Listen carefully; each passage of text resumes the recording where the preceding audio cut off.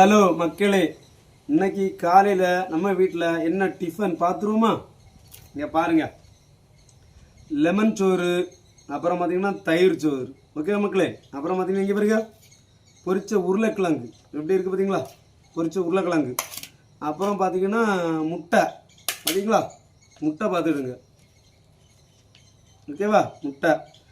அப்புறம் பார்த்தீங்கன்னா மெயின் சாதனம் தீயல். நம்ம ஊரில் சொல்லுவாங்கல்ல, தீயல்னு சொல்லுவாங்க, கல்யாண வீட்டில் உள்ளது பார்த்தீங்களா?